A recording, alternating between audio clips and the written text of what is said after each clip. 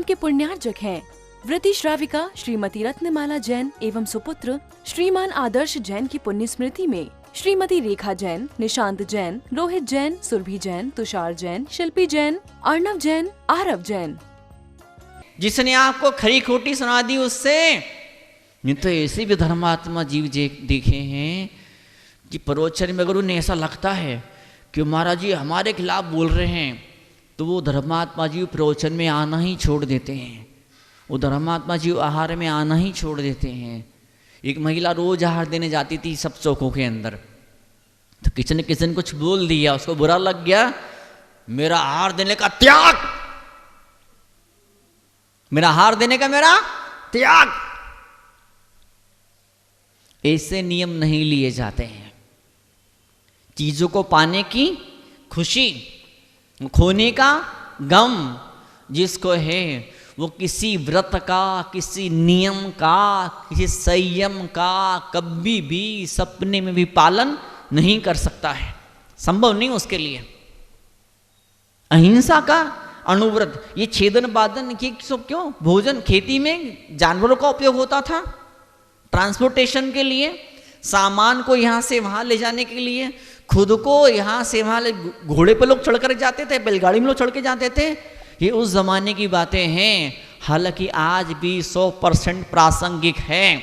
आज भी कई सारे शहरों के अंदर बैल पर दुनिया भर के सामान चढ़ा करके लाद करके ले जाए जाते हैं। आज भी घोड़ों पर और गधों पर सामान को यहाँ से वहाँ ढो करके ले जाया जाता है। आप कहते हैं हम तो अहिंसक जीव हैं, हम तो अहिंसक जीव हैं। हो सकता है शायद आप अहिंसक नहीं भी हो। आप जिस दुकान से घी, शक्कर, तेल, चावल, गेहूं, दाल खरीदते हैं, संभव है उस दुकान पर उस घी, तेल, चावल, शक्कर को उस बड़े गोडाउन से आपकी दुकान तक लाने वाला कोई गधा हो, कोई घोड़ा हो या कोई बैल हो, और उसे बहुत चाबुक खाने पड़े हों, और फिर आप अपने उस भोजन को, उस अन्न को आप खाएंगे, आप अपने के अंदर कसाय पैदा होगी, विकल्प पैदा होगा, विकार पैदा होगा। फिर आप बोलेंगे कि हम तो इतना शुद्ध भोजन करते हैं, उसके बावजूद भी मन की हिंसा थमने का नाम ही नहीं ले रही है। भावों की हिंसा, हालांकि यहाँ पर भावों की हिंसा पर विशेष जोर नहीं दिया है, क्योंकि गृहस्थ की अनुव्रत का वर्णन है। अब इसे भाव हिंसा की बात नहीं उठाई है। उसका मतलब ये नहीं है कि शावक भावनाओं की हिंसा कर सकता है। हर बात को ये आचार्य भगवान बताने बैठेंगे तो मात्र अहिंसा क्या है ये बताने में इतना मोटा घंटा भर जाएगा, और फिर भी आप अहिंसा की बात नहीं कर पाएंगे। पिछले श्लोक के अंदर आचार्य भगवान ने अहिंसा की परिभाषा दी थी। उस श्लोक के अंदर अहिंसा के अतिचार बता रहे हैं। क्या मतलब इसका? इसका मतलब ये निकलता है, क्या मतलब इसका? इसका मतलब, किसका मतलब? इस शास्त्र का मतलब ये निकलता है। पहले बता दो बेटा कि ऐसे ऐसे व्रत का पालन होता है, बाद में बताओ बेटा व्रत का पालन इन परिस्थितियों के अंदर नहीं होता है। बेटा इस ढंग से दुकान में, धंधे में, बिजनेस में फायदा होता है, बिजनेस होता है, और इस ढंग से किया जाए तो धंधे में घाटा हो जाता है। बिन जाने, क्या है वो? बिन जाने दोष गुणन को कैसे तजिए, कैसे गइए। आपका बुद्धि नहीं है अगर कि मेरी मन की शांति कैसे कम हो जाएगी, अगर आपको इतनी समझ नहीं है कि मेरा आनंद, मेरी प्रसन्नता, मेरी खुशी कैसे कम हो जाएगी, अगर आपको इतनी समझ नहीं है कि शास्त्रों को पढ़ने से मैं अज्ञानी कैसे बन जाऊंगा, मैं शास्त्रों को पढ़कर के मैं अज्ञानी कैसे बन जाऊंगा, इतनी समझ नहीं है, तो सचमुच में ऐसा ही होने वाला है। कहीं कोई भी सड़क छाप रास्ते चलता आदमी आएगा, कान में एक मंत्र फूंक देगा, और ऐसे करने से पाप लगता है, और ऐसा करने से हिंसा होती है, और आप उसकी बात को हाथ जोड़ के बिना किसी तर्क के, बिना किसी बहस के चुपचाप स्वीकार कर लेंगे। वो कभी कोई मुनराज हुए, कोई बड़ा भारी विद्वान हुआ, फिर तो भैया उसकी बात को तब ब्रह्म वाक्य मान लेंगे, जिंदगी भर के लिए सच मान के बैठ जाएंगे, और सदियों सदियों तक, जन्मों जन्मों तक आपकी आत्मा का पतन होते रहेगा। मात्र सिर्फ एक बात को सच मान लेने की वजह से। फिर दूसरा पक्ष ये भी होता है, हर बात में तर्क नहीं किया जाता है, हर बात में बहस नहीं की जाती, हर बात में शास्त्र के सिद्धांतों का हवाला नहीं दिया जाता है। शास्त्र में कहाँ पर लिखा, हर बात में हर जगह ऐसा नहीं पूछा जाता है। तो इसका मतलब ये भी नहीं है कि हर बात को आंखें बंद करके मूछ लो, स्वीकार कर लो ना, ऐसा बिल्कुल भी नहीं है। यहाँ पर हिंसा का सिर्फ एक रूप की परिभाषा आचार्य श्री ने मुख्य श्लोक के अंदर दी हुई है, और टीका के अंदर भी आचार्य श्री ने मात्र जो भौतिक रूप से हिंसा हो रही है, जो शारीरिक रूप से हिंसा हो रही है, जो मोटी वाली हिंसा हो रही है, उसकी यहाँ पे बात करी है। जो भावनाओं के द्वारा हिंसा हो जाती है, जाने अनजाने में आपके हाथ से किसी का दिल दुख जाता है, उसकी बात यहाँ पर नहीं की है। क्यों नहीं की है? क्योंकि बार बार आप किसी का दिल दुखाएंगे तो एक दिन फिर ऐसा होगा, बात हाथापाई की हो जाएगी, बात कबड्डी कुश्ती तक पहुंच जाएगी, बात मुक्की मारने तक पहुंच। मुक्का कौन मारेगा? मुक्का कौन मारेगा? एक दिन इतना सा चढ़ा, एक दिन और ज़्यादा चढ़ा, एक दिन और ज़्यादा चढ़ा, एक दिन और ज़्यादा चढ़ा, एक दिन और ज़्यादा चढ़ा, एक दिन और ज़्यादा चढ़ा, एक दिन और ज़्यादा चढ़ा, फिर और ज़्यादा, और चिढ़ते चिढ़ते एक दिन ऐसा आता है कि धाड़ लग करके तमाचा तो मार ही दिया जाता है। कई सारे मुख्यमंत्रियों ने भी तमाचे खाए हैं। क्या? कई सारे मुख्यमंत्रियों ने तमाचे खाए हैं, गवाह है हिंदुस्तान का इतिहास। इतना ज़्यादा मुझे जानकारी नहीं, पर आप पता करिएगा, कई सारे केंद्रीय मंत्रियों ने, ये बहुत ज़्यादा पुरानी बातें नहीं कर रहा हूँ, कई सारे केंद्रीय मंत्रियों ने भी तमाचे खाए हैं, कई सारे केंद्रीय मंत्रियों ने भी तमाचे खाए हैं।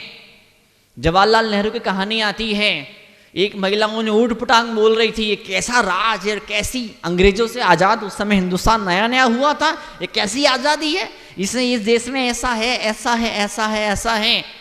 जवाहरलाल नेहरू तुरंत अपनी गाड़ी से उतरे और हाथ जोड़ कर दादी को बोलते, दादी मैं मानता हूँ कि बहुत सारी कमियाँ हैं, बहुत सारी जगह सुधार होने की आवश्यकता है, पर कुछ कमियाँ हैं, कुछ गलतियाँ हैं, उसका मतलब ये नहीं कि गुलामी अच्छी थी, कहीं अत्याचार लग रहे हैं, कहीं व्रतों में दोष लग रहे हैं, उसका मतलब ये नहीं कि व्रत नहीं लेना ही अच्छा है, उसका बिल्कुल भी ये मतलब नहीं है। तो नेहरू जी बोलते हैं उस दादी से, दादी मैं मानता हूँ कई सारी कमियां हैं, हिंदुस्तान आज़ाद तो हुआ है लेकिन फिर भी कई सारी कमियां हैं, लेकिन दादी आज़ादी का सबसे बड़ा फल ये है, आज़ादी का सबसे बड़ा फायदा ये है, तू एक सिंपल दादी, तू एक गरीब दादी, और तू भारत के प्रधानमंत्री को चौराहे पर गालियां दे रही है। कितनी बड़ी बात है बताओ आप। एक्सप्रेशन पावर, आप अपनी बात को प्रकट कर पा रहे हैं, आप अपनी बात को पेश कर पा रहे हैं, आप अपनी बात को रख पा रहे हैं। ये बहुत बड़ी अहिंसा है, बहुत बड़ी अहिंसा है। आपने बेटे से, पोते से, पति से, नरन से, सास से, दिरानी से, जेठानी से, बहू से, किसी से कुछ कहा और कहते समय आपको झिझक नहीं है, आप डर नहीं रहे हैं, आप घबरा नहीं रहे हैं, आपको ऐसा नहीं लग रहा है कि इसको बोलूँगा तो बुरा मान जाएगा, यहाँ से उठ के भाग जाएगा, आपको ऐसा डर नहीं है, इसको कुछ बोलूँगा तो बुरा मान जाएगा, सबसे मेरी निंदा करेगा, मेरी टांग खींचेगा, मेरे खिलाफ व्हाट्सएप पर दुष्प्रचार करेगा। अगर आपको ऐसा डर नहीं है तो वो इंसान अहिंसक है और आप भी अहिंसक हो। और रिश्तों के अंदर, रिश्तों का आप जिस दिन आपको ऐसा लगे मैं ऐसा बोल दूंगी, मैं ऐसा कर दूंगा, तो ये क्या मालूम क्या करेगा, क्या उपद्रव के मर तो ना जाए, कहीं जेर तो ना खा ले, कहीं सुसाइड तो ना कर ले।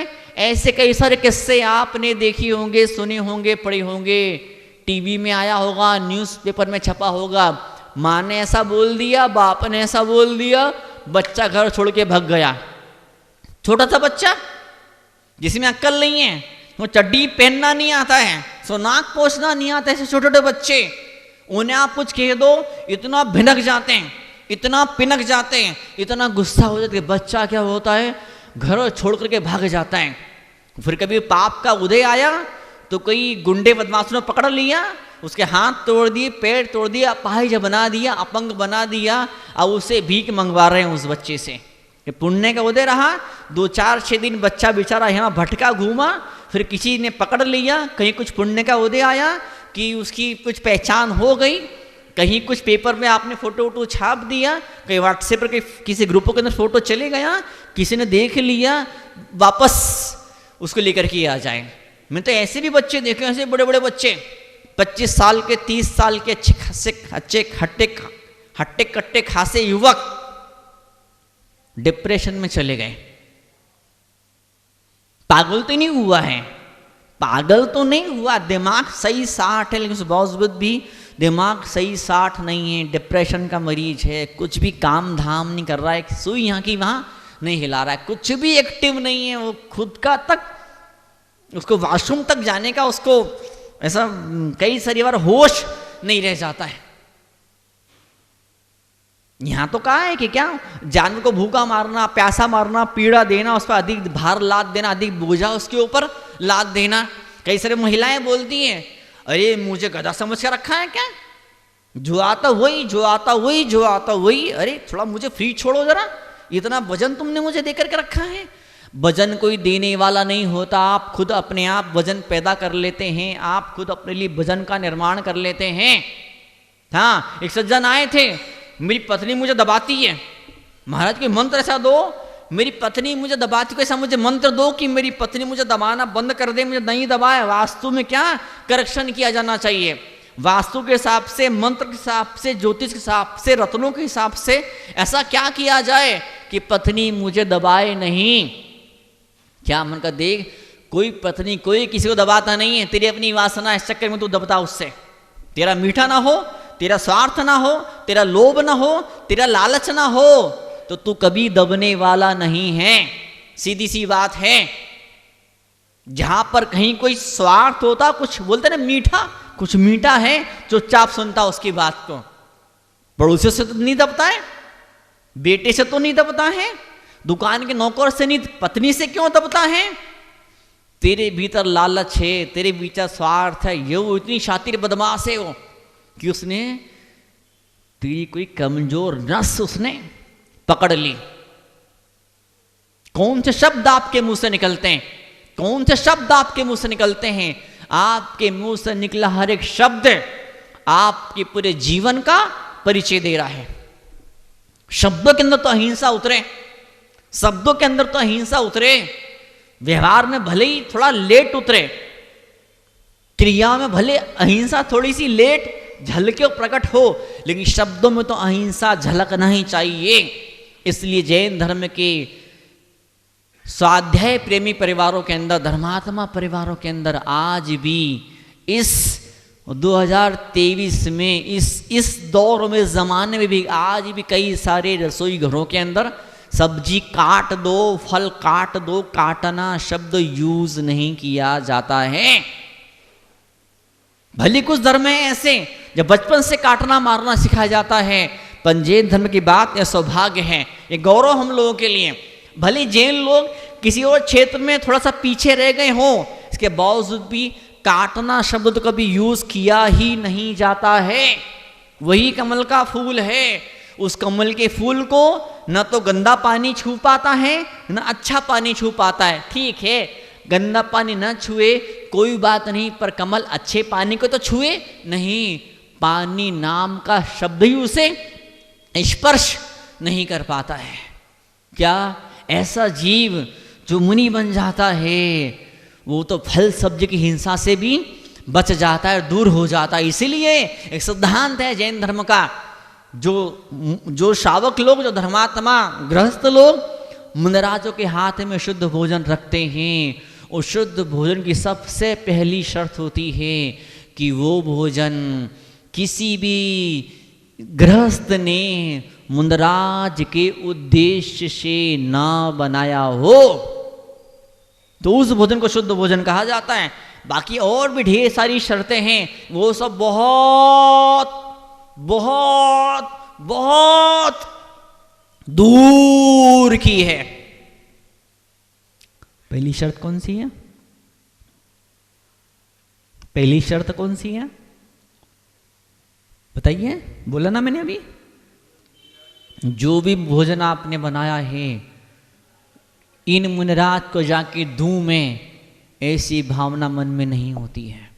हाँ, ऐसी भावना हो सकती है कि मैंने, आप गृहस्थी हैं, भोजन बनाना फर्ज है आपका, शुद्ध भोजन बनाना फर्ज है आपका।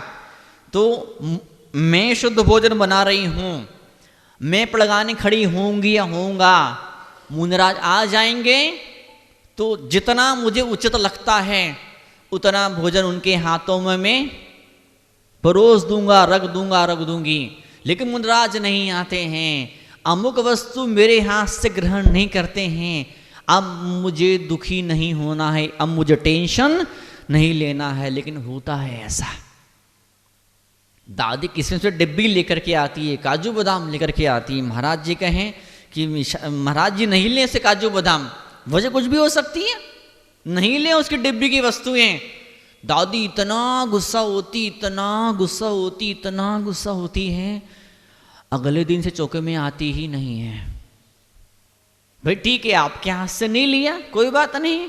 अब एक दूसरा व्यक्ति आया जो कभी आहार देने नहीं आता, तो उसके हाथ से ले लिया। अब ये बात आपको मालूम नहीं थी, आपने तो इतना सा सीन देखा कि यही वस्तु मेरे हाथ से तो नहीं ली, लेकिन उससे ले ली।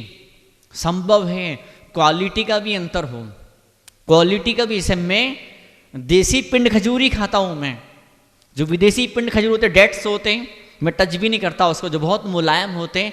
जो मुझे लोगों ने बताया कि उसमें कुछ केमिकल मिलाए जाते हैं उस विदेशी पिंड खजूर के अंदर, तो बहुत सॉफ्ट और बहुत मुलायम वो पिंड खजूर बना रहता है। लेकिन देसी पिंड खजूर जो होता है उसके अंदर केमिकल नहीं मिलाया जाता, तो कठोर, थोड़ा सा कड़क, और वही सूख करके खारक बन जाता है। तो क्या वस्तु आपके हाथ से नहीं ली, उस दिन क्या सिचुएशन थी, उस दिन क्या कंडीशन थी। इस कार्यक्रम के पुण्यार्जक हैं व्रती श्राविका श्रीमती रत्नमाला जैन एवं सुपुत्र श्रीमान आदर्श जैन की पुण्य स्मृति में श्रीमती रेखा जैन, निशांत जैन, रोहित जैन, सुरभि जैन, तुषार जैन, शिल्पी जैन, अर्णव जैन, आरव जैन।